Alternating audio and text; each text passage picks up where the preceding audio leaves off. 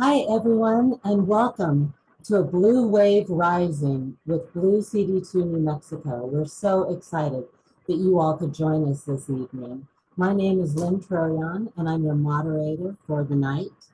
And just to tell you a little bit about myself before we talk about the speakers, the goal, everything that we want to achieve for Blue CD2 New Mexico that will help us re-elect Gabe Vasquez as the Blue CD2, as CD2's next congressman again.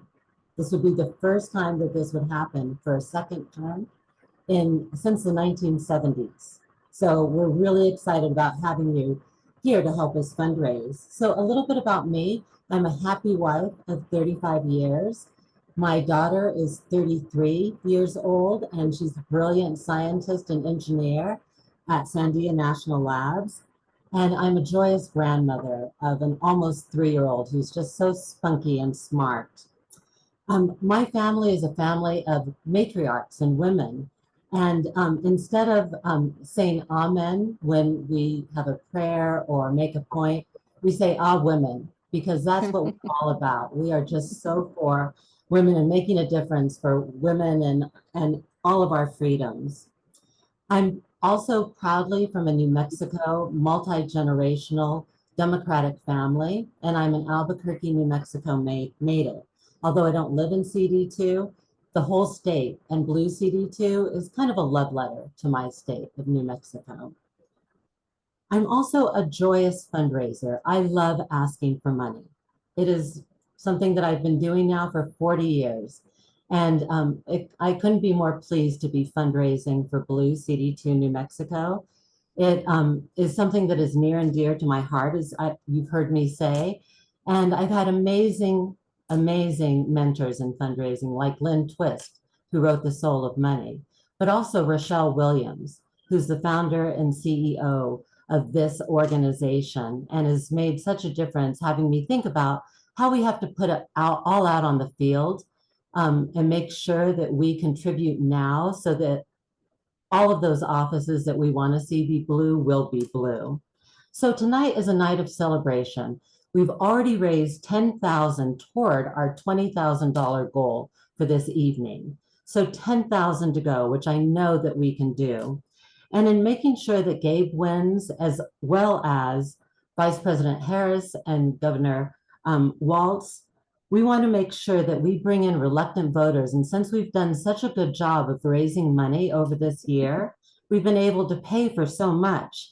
And now we can actually maybe put some money into radio advertising and social media, which is a little bit more expensive. And we can reach out to moderate Republicans and right-leaning independents, which we never thought, or left-leaning independents, which we never thought we might be able to do before. So I'm really excited that you're with us. Please put in any information into the Q&A. You can't use any of the other chats or emojis, but in the Q&A, you can ask questions, of course, and you can make pledges to contribute. Glenn, one of our volunteers, is going to be making sure that you, in the chat, see how you can contribute online or by check. And I want to just thank you all for being here and being a part of this effort, from the sponsors, the contributors, the volunteers, the speakers. We're so excited that David Callahan, Diane Denish, and soon Simon Rosenberg will be with us. First, I want to show you and have Kim Melton, one of our incredible volunteers, say a little bit about what it is that you've helped us accomplish already. Kim serves on the steering committee, the data committee, and has previously served as secretary. She holds a Bachelor of Science degree in zoology from Southern Illinois University and is retired from a 40-year career in the healthcare industry. Kimberly has co-authored several scientific publications. She also has a strong background in statistics and photography. She spent her entire career interacting with other healthcare professionals. She's really creative, nimble, problem-solving, and she's very interested in both local and national politics and is an active member of several Democratic political organizations. And I'm excited to introduce you to her so she can tell you exactly what Blue CD2 has been spending its money on and making a difference to have Gabe Vasquez elected the first time. Go ahead, Kim. Thank you, Lynn, and good evening, everyone.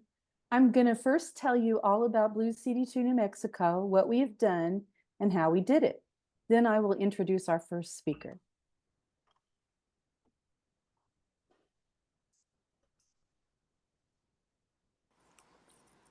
Good evening, everyone, and thank you all for joining us.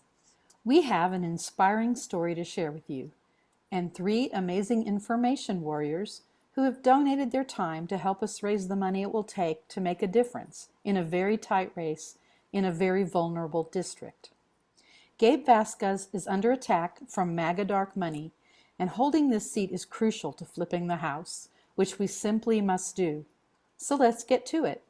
Blue CD2 New Mexico formed early in 2021 and started registering new Democrats in our district.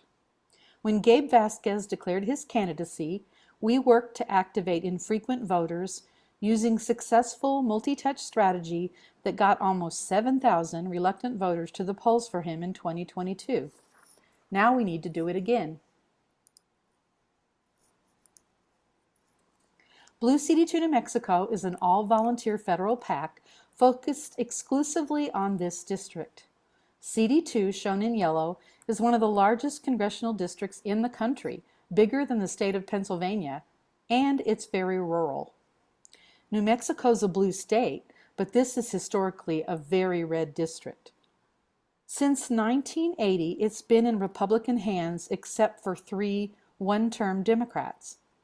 That's 6 years out of the last 44, and we want to change that. Our mission is to keep Gabe in office, hold the district in the future, and support Democrats up and down the ballot. We specialize in reaching reluctant registered Democrats and Democratic-leaning independents age 18 to 45 who did not vote in the last 2 elections. We can find the voters we want to reach through sophisticated data analytics. We use multiple platforms to amplify our hopeful messages, and our messaging is carefully crafted and nationally tested. We have an amazing team who know how to motivate the base and persuade the middle, countering the MAGA narrative. Here's how we register new voters and motivate non-voters. We use multiple touches through multiple channels. We have a dedicated army of postcard writers.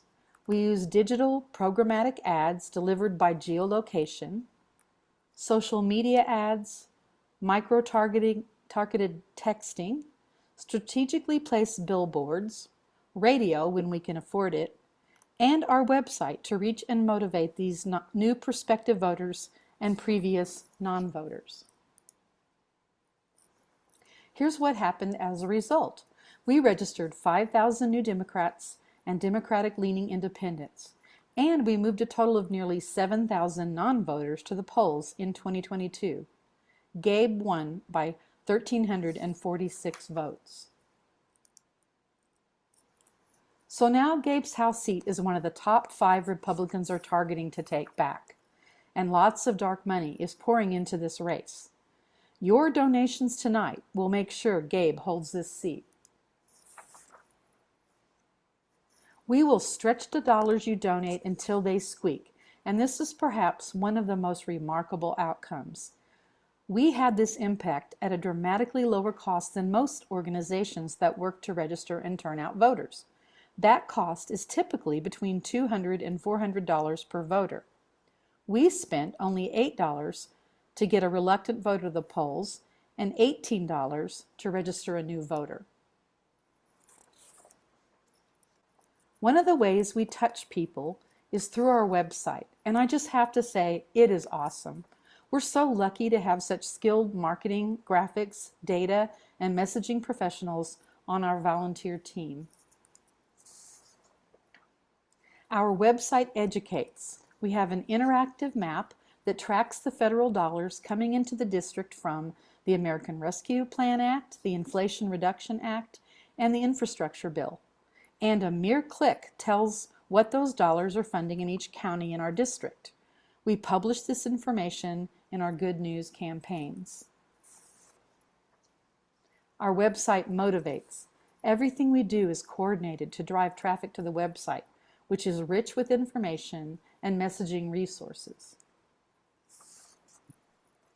Our website informs. We provide a wealth of accessible, easy to understand resources to help encourage folks to register and vote.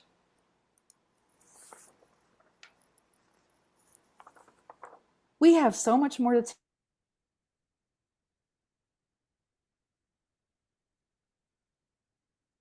the rest of the video basically said that we have so much to talk to you about tonight, but first we want to about Blue CD2, but first we want to get to our speakers. So first we have Dave Callahan, an author who studies philanthropy and the founder of Blue Tent, which vets democratic and progressive organizations for investors, and their project People's House, dedicated to flipping the House of Representatives by going after vulnerable Republican seats. Welcome, Dave, and please tell us about People's House and what you're learning about flipping red districts to blue. Yes. Well, thanks for being here. I'm thrilled to be here. Let me say something about Blue Tent and our spinoff project, People's House. So Blue Tent was founded in 2021. We're an independent research site to help Democratic and progressive donors give more effectively to win elections and drive policy change. And I founded this site after watching so many people struggle to figure out where to give in the 2020 election. There's a lot of options for Democratic donors, and there's a lot of noise. I mean, people may notice all the stuff coming in on their text messages and their email, their social media feeds. It's just kind of overwhelming. It's hard to know how to give, especially if you're a small donor, to have the most impact. So that's what Blue Tent helps with. We don't recommend many individual candidates. Instead, we encourage donors to support electoral groups that work year-round in communities to become trusted messengers that can engage voters, and especially infrequent voters who may distrust the whole process and think that there's nothing really in it for them. To come up with our recommendations, Blue Tent, our team, we spent a lot of time meeting with organizing groups around the country to learn about their strategy and impact. So I've looked at a lot of different organizations, many congressional districts that are doing the work to try to win congressional races. I first came across Blue CD2 New Mexico in the lead up to the 2022 election, and I was really excited to discover this organization and to recommend it to Blue Tent's readers because it is totally unique. There's no organization like Blue CD2. There are 435 congressional districts, but there is not a single group that I know of beyond Blue CD2 that is solely focused on winning a specific district.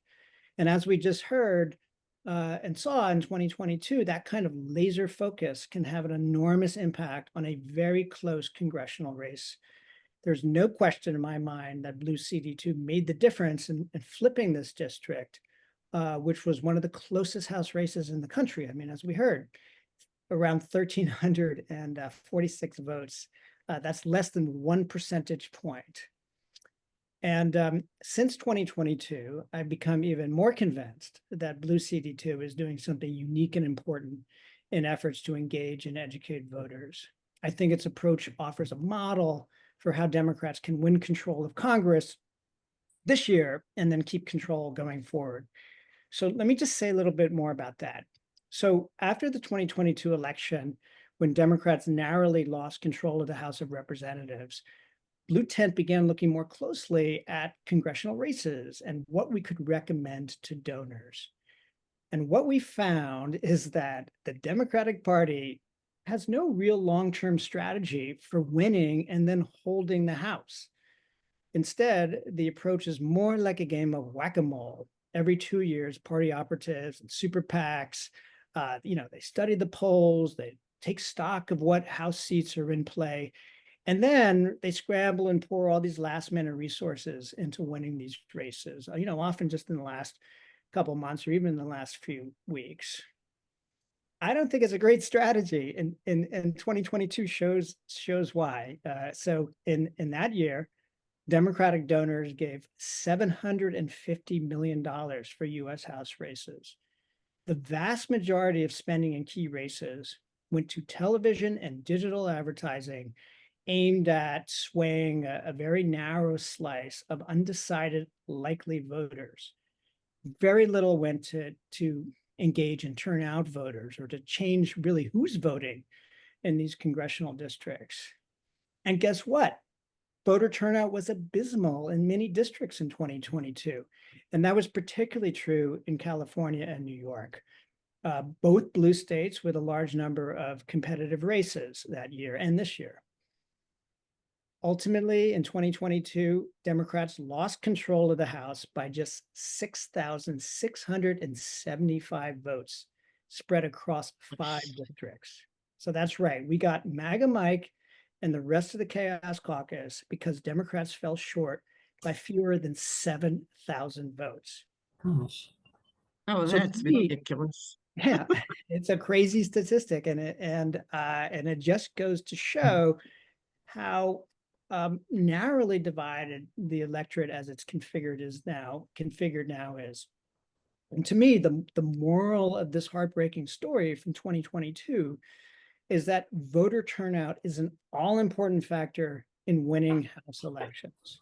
With better voter turnout, Democrats would still control the House today.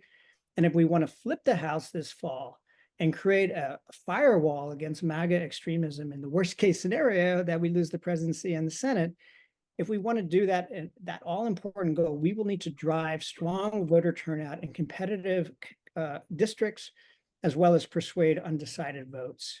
Making a big extra push is especially important in blue states like California, New York, and New Mexico, states where there's not going to be a close presidential or Senate race to excite voters. In these places, people need an extra nudge to get out there and vote.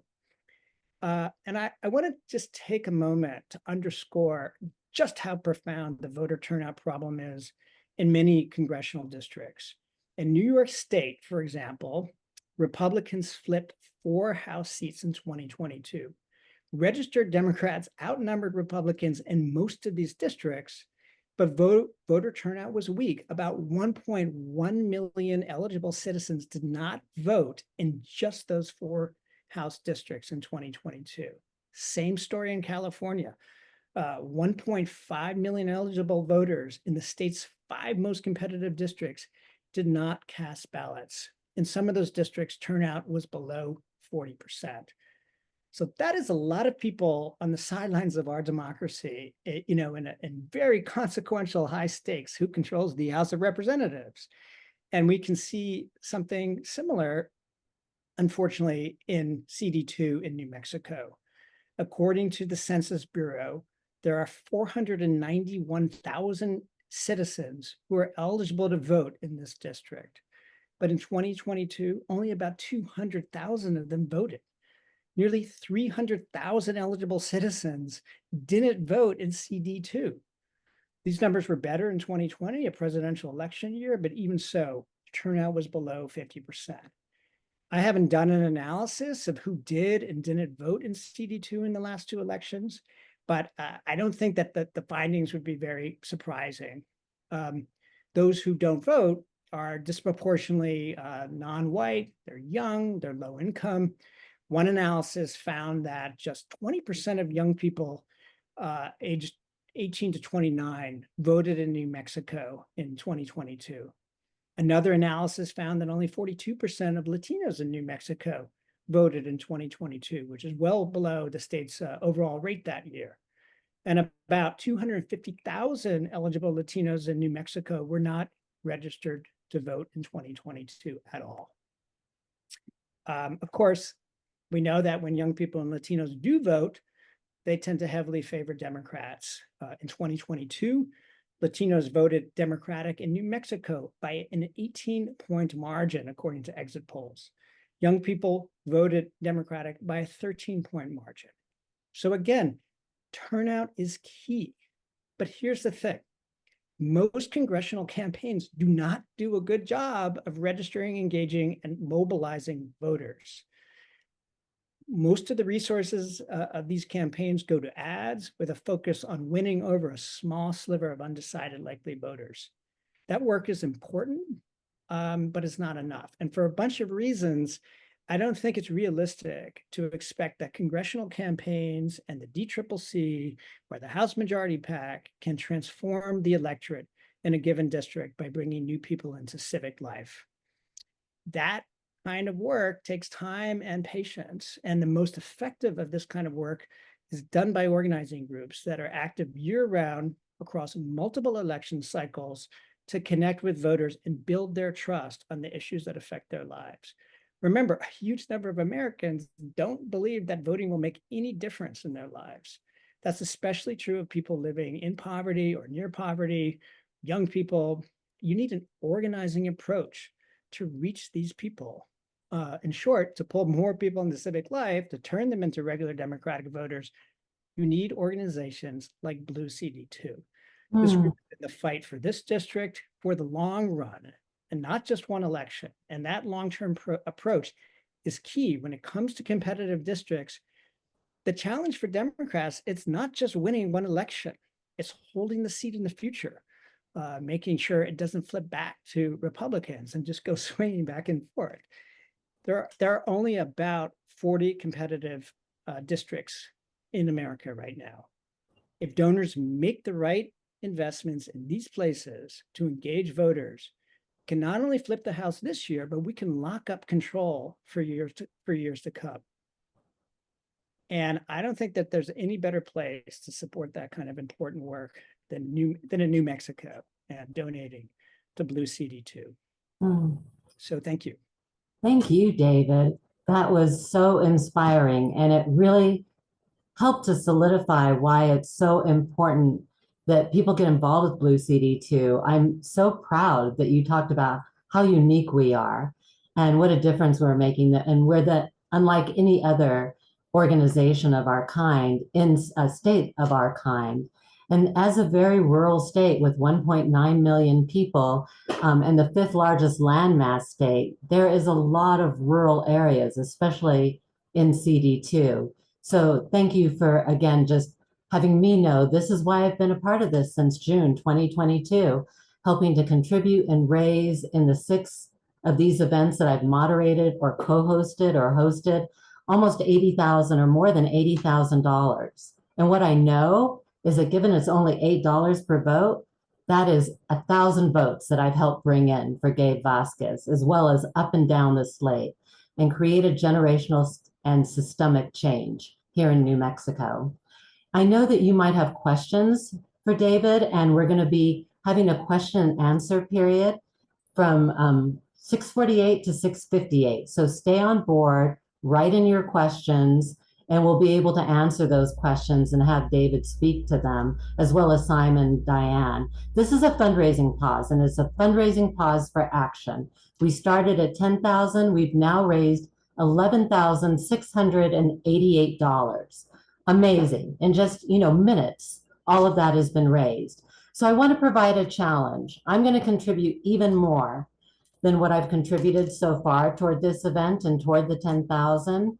I'm going to contribute $500 if somebody can match me by putting in the Q&A that they have gone online and will contribute $500, or we'll send a check, which is how I contribute. We'll send a check to Blue CD2 New Mexico. So who is going to match my $500 and provide another $1,000 for Blue CD2 New Mexico so that we can ensure Gabe Vasquez wins that second term and make history? And as David talked about, keep working toward that generational and systemic change of continuing with Congress. So have we got some more $500 contributors, other contributors that we'd like to see come on board? Don't be shy. This is like a little auction for good. Okay, great. So thank you for your continued contributions, continuing to raise money. I'm going to be looking out for that 500 or a series of $100 contributions that will help double my contribution. You can see some of the sponsors. The turquoise level, Dr. Frank Spring. The next level we're going to be looking at that was $1,500. At $1,000, Rainbow Ranch is our founder, Rochelle Williams, and her family. and John Liebendorfer, who owns a solar company here and is an ongoing contributor. So we're really, really proud of our sponsors. We'll be showing more of those during the fundraising pause and being in action with contributing so that we can raise that $20,000 and start getting into those really important radio ads, because we want to make sure that we hear those radio ads for Blue CD2 and for Gabe Vasquez, because Diane Dennis, who I'm going to introduce next, oh my gosh, we've raised 14,039, great. Very, very good. So thank you for matching and creating $1,000 more. My counting may be off, but we're on a roll here. So Diane was just telling me last night that she kept hearing Republican radio ads, you know, over and over again in CD2 before the next election in the rural areas. So we want to make a difference with that by continuing to contribute. So next I have the honor of introducing Diane Dennis. And Diane is best known as New Mexico's first and only woman lieutenant governor and former chair of the New Mexico Democratic Party. Diane has 4 decades in and out of government promoted progressive initiatives for New Mexicans. She has family roots in Congressional District 2, so she knows that district well and still has a home in Congressional District 2. And just what I want to say about Diane is that in New Mexico, there's less than 1 degree of relationship with amazing people and generational Democrats. So Diane's father, Jack Daniels, was a legislator with my uncle, David Salmon, of the Salmon Raspberry Ranch, which has been in our family in northern New Mexico since the 1940s. She also is the niece of the philanthropist, Bill Daniels, and Bill created, upon him passing in 2000, the biggest $1 billion foundation in our region at that time, which still benefits New Mexico and 3 other states. We have coffee quarterly. I so enjoy our time together. I'm proud to be Diane's friend for good. Thank you, Diane, and we look forward to hearing you speak about CD2 and democratic values. Thank you, Lynn. I just want to say how pleased I am to be part of this group and how flattered I am to be asked to be one of the panelists tonight. I want to say a couple of things just right off the bat. The intent of this is to raise enough money to do some rural radio. And as somebody who grew up in the Southern District and has campaigned down there many times, rural radio works in the Southern District.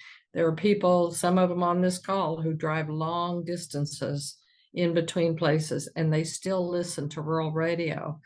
And the second thing I wanted to say is, one reason CD2 is so important is because it's the one thing that has really changed the strategy of how we really operate in CD2. One reason, as David said, we've been unable to hold on to seats in the past is because we've been operating by an old playbook, which is you win a race, you take a bow, you relax, then the next race comes along and you kick into gear. You just can't do that anymore if you want to win the House and have the majority in the House for years to come. I've worked in every race that they mentioned earlier. We've had 3 people hold the seat. But here's why I know there's opportunities. In my home county of Lee County, where I used to live, in the last 2 elections, they had one of the lowest. It's also the home of the Republican Party chair. They had one of the lowest voter turnouts in the whole state. And when Republicans win, they still have a low voter turnout. There are Democratic voters down there waiting to hear from Democrats and waiting to talk about the things that really affect their lives and really matter in their lives. So I know the only way that we can win is through what CD2 is doing, and frankly, being a model for other organizations, which is talking to people one-on-one, either through social media, through postcards, through phone calls, whatever it is. People want you to pay attention to them. And it's a narrowcast message as opposed to a broadcast message, which is what most candidates spend their money on.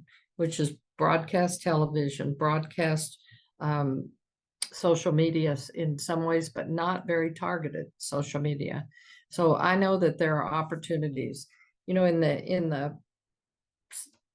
my home county in southeastern New Mexico, we used to have a saying, and that saying is, it's better to have a backbone than a wishbone. And in my view, Blue CD2 has the backbone to do this job, to turn out these voters. And I've seen it happening. With the new district, we have an increased opportunity, turn out more Democrats, register more Democrats, because we had a redistricting process that made that district a little more friendly, made the other districts a little more competitive. We have a new opportunity to turn out a really solid base of Democrats in CD2 this time, because we have a lot of new Democratic voters that we can talk to, and a lot of low propensity voters that haven't voted in the last 2 or 3 cycles because they haven't been motivated. We have those people too that we can talk to. So it's an exciting time to think about holding on to a seat in New Mexico. Everybody in our delegation is blue. We want us to stay that way. We don't want any red cracks into the blue sea of people. And one reason I decided to not only write postcards, but to sponsor the last fundraiser and to put $500 into this fundraiser. And now I'm going to give an additional fund $500 so that I can match Lynn and we can get some more people to put $500 in, is because they use their money efficiently, wisely. It's data oriented. You do a lot with a little bit. So I just want to say thank you to all of you who are listening. Please put your money into Blue CD2, because they can do a lot to save the district.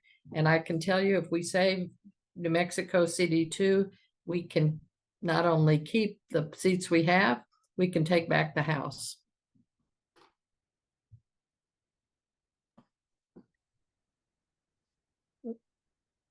Awesome, Diane. Thank you so much. You really spoke to the theme of this event about a blue wave rising. We don't want to have any of those red people or seams, no MAGA, within this blue wave rising for democracy, for democratic values, for the principles we hold dear. And thank you for being my partner in that, and all of our partner with that incredible contribution. And now the match. And I want to thank Lee for matching my $500. We're now at $16,039 toward the $20,000 goal. So we can pay for some pricey ways to get out the word about Gabe Vasquez and voting, and making sure that people who are reluctant voters or new voters, that they create those kind of generational changes. And please put in the Q&A your questions. There will be a question and answer period. You may want to ask Diane, David, and soon Simon Rosenberg will be speaking. And you also have been writing your amazing pledges as well. So we want to see who is going to match Diane for this additional $500 contribution. And we are very, very excited that you all are making such a difference and that you're inspired and motivated to contribute more. Speaking about inspiration and motivation, I want to just note, here's Diane's name, my family's names, Marty on the steering committee, and our treasurer, Bill Sussman from New York. He contributes from New York. Another thing is that Bill is somebody who's, I think he's contributed all he can contribute to Gabe Vasquez and his reelection. So if you have maxed out on your contributions to Congressman Vasquez, you can keep contributing to Blue CD2 New Mexico. Laura Bass, a philanthropic friend here, is also a choral level contributor. So as we speak about inspiration and motivation, I want to go next to introducing Simon Rosenberg and have him speak. And this is a third time's a charm with Simon. He was with us last October and was with us before, and he has made a huge difference in having people understand Blue CD2 New Mexico and what we're all about. I'm going to first introduce you, Simon, as to what it has here, and then I'm just going to say my personal, how excited I am that you're here. You're like a celebrity to me. So Simon is a wizard of political data. He provides insights into how we can pivot to Kamala Harris's candidacy and how that will change the presidential election and how to use that to return a Democratic majority to the House. He's the creator of Hopium Chronicle. I am a disciple. I am a subscriber. One of the quotes or stats that has me be an information warrior and motivates me is that since 1989, when I married my husband, 52 million jobs have been created in the United States. 50 million of those have been created by under Democratic presidents, only 2 million under Republican presidents. And as we know, Trump lost 2 million jobs. So when I heard that statistic, Simon, amazing. And then also, like with Diane, we know your father-in-law, and he's been a good friend of our family. And I know he is a Jewish rancher, which in many states is an oxymoron, but not in New Mexico. We are pioneering Jews. And like my family, your father-in-law's family had a wonderful ranch in CD, Congressional District 2. So thank you, Simon, for giving us more hope in action. And even though we're all really excited and celebrating, we know there's a lot of work to do. So let us know what we need to do next. And Simon, you're on. Yeah, thank you so much, Lynn, and also Rochelle and Constance. I mean, it's great to be back with you. I'm an honorary New Mexican. My wife grew up in Albuquerque, and my in-laws live in Santa Fe today. And I was married at a church in Santa Fe, and so New Mexico. In fact, I'm coming out soon to visit my in-laws in a few weeks. So anything I can do to help New Mexico, it's an easy ask, and so it's great to be back here with all of you. Diane, great to see you. It's been a while. Nice to see you. Yeah, I know it's been a while. So a couple things. Let me just say. One is, this is an amazing organization. I mean, the reason I keep coming back, because I'm fortunate enough to speak to groups across the country over the last few years. And I was the very first time I sort of stumbled upon all of you, I was so impressed with everything you were doing. I mean, you're operating at a much higher level than many of the other Democratic grassroots groups around the country. We already heard some of that earlier from folks, but it's really true. I mean, I've had the luxury of seeing organizations all across the country. And I've always felt this is one of the best, or arguably the best organized, most impactful for the money that gets raised of any group that I've worked with around the country. Second of all, the reason that I think we all need to be so aggressive now is because I think a lot of voters are very open to hearing from us in a way they may not have been open to hearing from us before. This is a very exciting moment. The Democratic Party is kind of sexy and fun and interesting right now, right? We've got new kids who've taken over, and there's a lot of energy and passion and intensity. I mean, the Monmouth poll today, I just put it up on my Twitter feed, and it will be in Hopium tomorrow, has a chart that showed intensity. They measure intensity of the coalitions. And Trump has been at 70. We were at 45. And since Kamala became our candidate, it's gone all the way up into the 80s. And the Democratic family is now far more engaged and more intense about this election than we were, far more than the Republicans are. And so what it means for all the targeted voter outreach that you do, it is you have a more open audience now. This is going to have more of an impact. Our capacity to grow our coalition and reach more people and turn out Democrats and get people who are wandering from the Republican Party because of their extremism. There's probably never been a better time in recent political history to be aggressive on the front foot, on offense, making our case to people, because they're going to be far more open to it now than they've been in previous years. And also, one of the most interesting things that I don't know that it's going to directly translate to a state like New Mexico, but the fact that Kamala Harris understood that there were parts of the country that might be difficult for her to go to because of her background growing up in Oakland and being, a child of immigrants and so on. And so she put on her ticket somebody who came from a small town in a rural area, who is a hunter and a fisherman and all the things and a high school football coach and all the things that we know Governor Walz to be. And I think what's important about that for a district like CD2 is that the leader of the country said, these parts of the country are important to me. This is not a left behind part of the world. This is not a place that isn't part of my, my understanding of who I'm going to be as president or as Democratic candidate. I'm making rural America and exurban America so important to me that I'm putting a guy who came from there on the ticket. I don't yet know that we understand the significance of this because we haven't really had this, right, in a while as Democrats. And I think that it's going to be interesting to see how this plays out in a district like CD2, right? Because we now have an authentic rural guy. I mean, he's going back to Nebraska on Saturday, and he had, for those of you who are from New Mexico, he had one of the greatest political lines I think I've ever heard from a politician the other day, which he said, in the town I grew up in, there were 25 kids in my high school class, and I was related to 12 of them, right? I mean, it was one of the great lines of all time.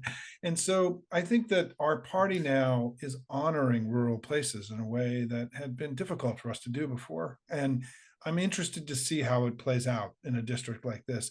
I think what it means is that you just have more tools and more capacity to go do the important work you're going to do. And the money that people are raising now is going to be far more likely to have the impact that we all want it to have than it was even a month or 6 weeks ago. So I want to say I'm here tonight from Washington, D.C. to lend my support to this great organization, the important work. And obviously for us to flip the House, we have to keep the seats we have.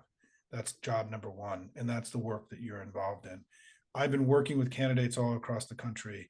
I'm incredibly, and just finally, I'll say, I think this is where the reason we all have to work so hard now, harder than we thought we were going to work, is because we can have now the election we all want to have.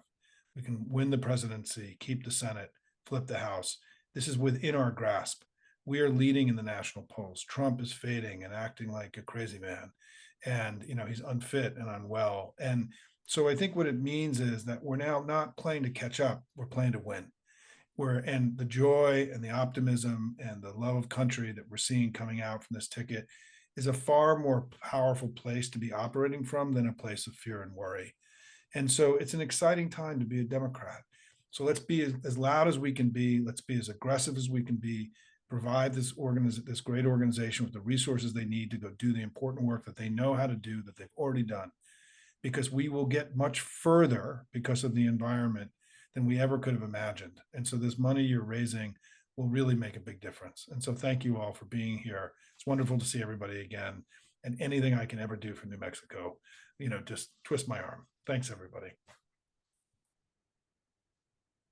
Thank you so much, Simon. That was so amazing and inspiring. You always do that for us. And now more about Blue CD2 New Mexico and what your contribution dollars are going to help us accomplish for the 2024 election.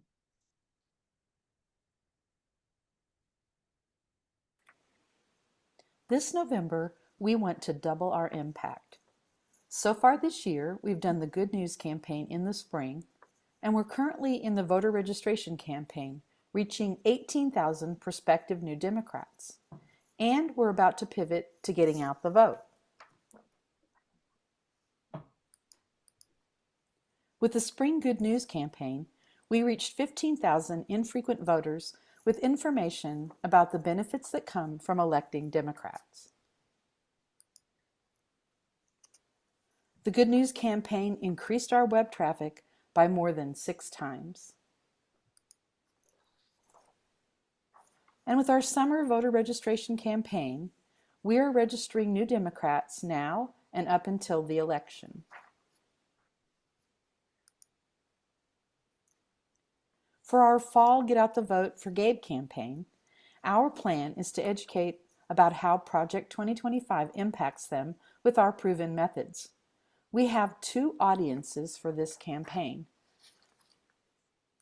First, the infrequent voters we've been touching since spring, reaching 40,000 and hoping to get 15,000 to the polls. And a new audience, those non-MAGA Republicans and right-leaning independents who reject the ideas and policies of Project 2025. We really love sharing some of our images and messages, the ones we're using to engage and motivate people, so here are a few. Billboards, so important in a rural district. very effective postcards, programmatic ads. These are the ads that pop up wherever folks are browsing.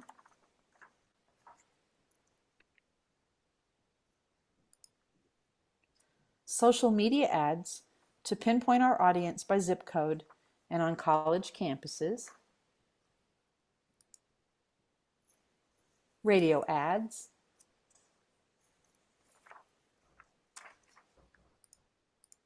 And finally, micro-targeted texting.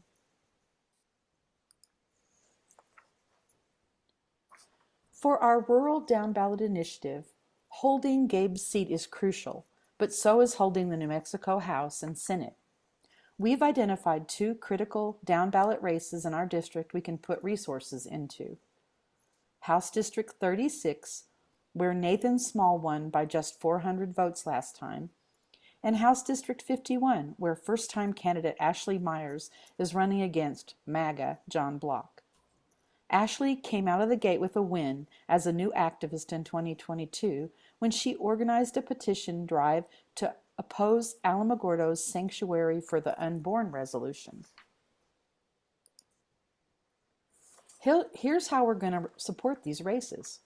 We've donated data to Ashley's campaign so she can identify her constituents and make targeted phone calls, door knocks, and fundraising calls. We're also focusing extra postcards and programmatic ads in those 2 districts. For our Blue CD2 Blue Voter Guide, we've learned that first-time voters and infrequent voters are often afraid to vote. They think they don't know enough or that they will make a mistake.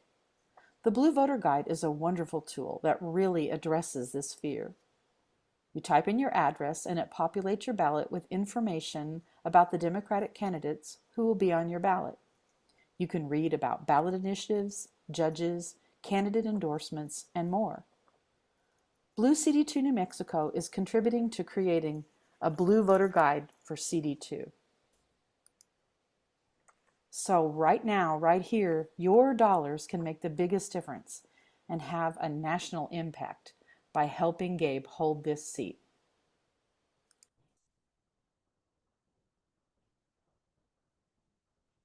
Yay. Thank you so much, Kim. And I'm going to keep you online with us. You and I together are going to do this next fundraising pause. This is kind of the last fundraising pause before almost the very end and before we go right into questions and answers and complete. We're at $18,413 toward our $20,000 goal. Lots of claps, and there's more to go, but not so much more. And it's okay if we go over. We love to have the opportunity to contribute to Blue CD2 New Mexico. Your dollar makes a big bang for the buck. So thank you for contributing here.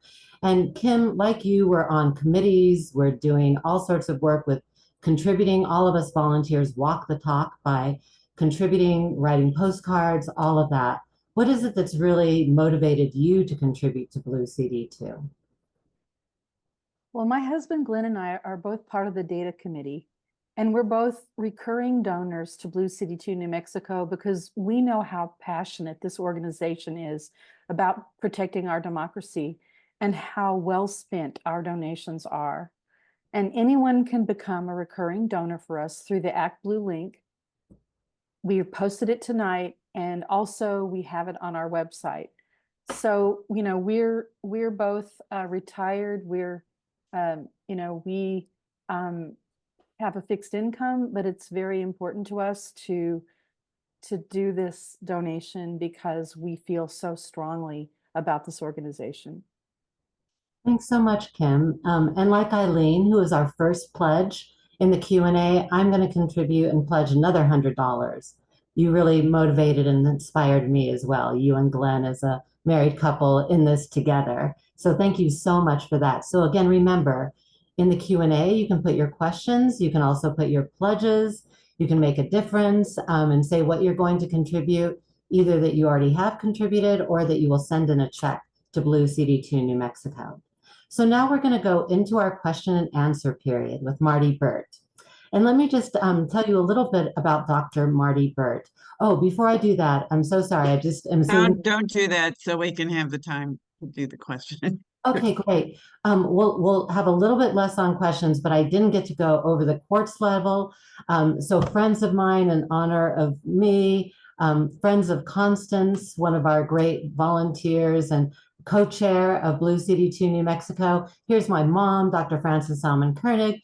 Here's my consulting company that works with organizations so that they can have joyous fundraising so that their clients thrive. Sharon Williams, who is Rochelle Williams, the founder of Blue CD2, a true blue friend of mine, Avi Barber Edwards, who just passed away, Melissa Solomons, who also is from New York and continues to contribute, and Carla and Sheila. I hope you're still online with us, and they organize all of our tens of thousands of postcards that go out 3 and 4 times a year. So thank you to all of those amazing courts level contributors. Yay.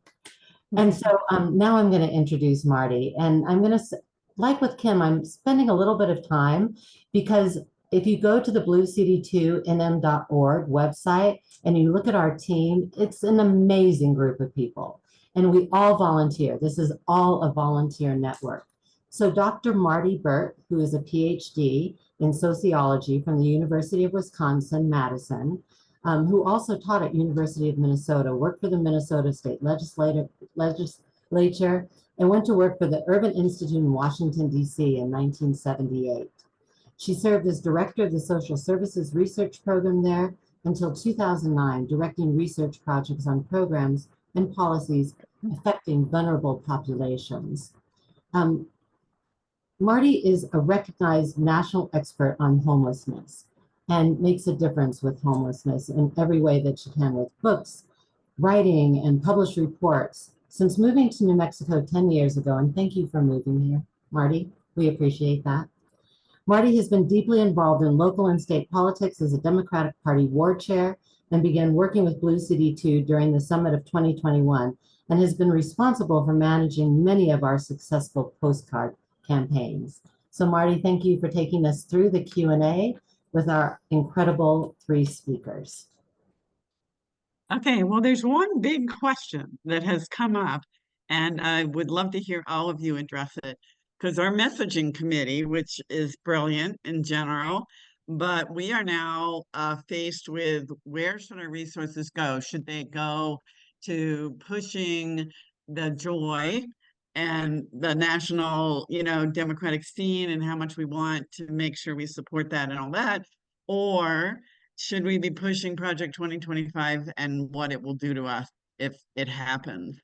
And obviously we can do some of both, but nobody, interestingly enough, has mentioned Project 2025 or the threat in any great extent in your discussion so far. But it's certainly one of the things that when we look at research and when people learn about what Project 2025 would do to them specifically, they don't want it. And so there's lots of things like eliminating the weather service or eliminating rural development grants or other things which are going to stay at, or eliminating school meals, which is going to be really seriously impactful on New Mexico families, farmers, ranchers, etc. We could be pushing those. So advice, please. Anyone want to go first? I'll jump in. And by the way, I want to show, I have these on my desk here, and that, so these are here, over here. I forgot they were here, but I mean, they're right over here, and these are with me. Yeah, well, the Be a Badass one was very popular. So CD2, Blue CD2 is with me here in every presentation I give in this little room of mine. I think we can do both. I mean, I know that wasn't what you wanted to hear, but I think I do want to hear. It's an and not an or, and we have to make our positive case because I think we are connecting in this powerful way to this emotion of joy and optimism and hope and hopium and all these things that are so powerful and important. And we also, though, have to remind people about what would happen, if they were to come into power. And I think, it's why I'm optimistic about this election, because I think the case we have for us is strong and the case against them is also strong. And I think one of the things that I would just encourage you to think about, and I don't know this, and your messaging committee and knows more than me on all this, but the mass deportation scheme from Project 2025 and Trump would devastate rural economies all across the country by driving, you all already have worker shortages of significance. This would make things far worse. And it's an assault on rural America, really, to a great degree. And I think there's so much there of that we can use. The tariffs, there's so much in there that we can talk about the devastation that will come to rural America and more rural parts of the country if Trump comes into office, that I think you have a lot. It's an embarrassment of riches in both sides, I think, for you. I'd just like to say thank you, Simon, for that. But I think a few specific messages about how Project 2025 would affect specifically the Southern District related to immigration is how we talk about it. And it's how we convey the message that it would be devastating to the economy if you had the agriculture economy, the dairy economy in Southern New Mexico would be devastated by mass deportations. And so much of Southern New Mexico thrives on that. Be devastating to children because Title I free lunches would be eliminated. The things that really matter, especially to small communities and in schools, getting rid of free lunches increases hunger and poverty more than people really realize. So I think when you say Project 2025, it sounds so huge, and you say it's 900 pages, go read it. Nobody does that. I'd pick a few very targeted messages, and then I would amplify the joyful warrior message. We're all joyful warriors in this together. David? Yeah, I would just add, piggybacking on what Simon said about rural America.